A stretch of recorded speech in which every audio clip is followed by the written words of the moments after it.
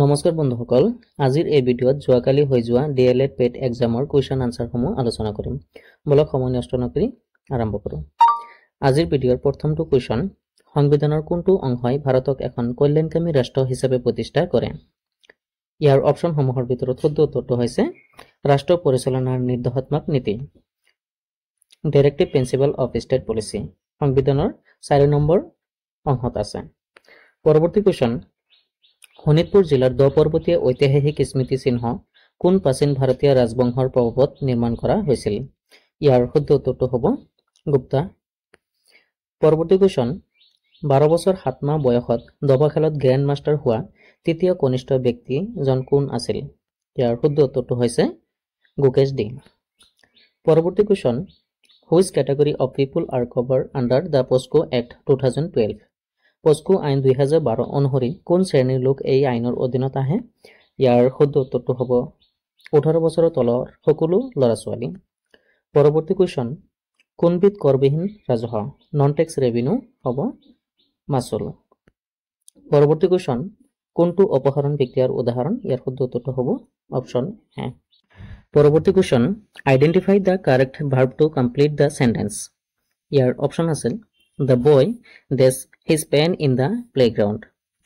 ইয়াৰ শুদ্ধ উত্তৰটো হ'ব lost. The boy lost his pen in the playground. পৰৱৰ্তী question, he said I am learning French. Convert to indirect speech.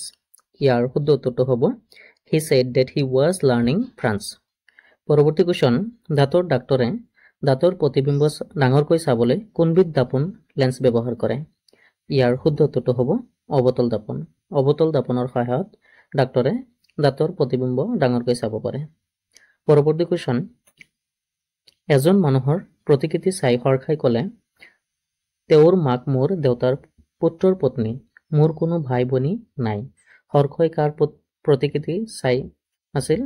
ইয়াৰ শুদ্ধ উত্তৰটো হ'ব তেওঁৰ পুত্ৰ।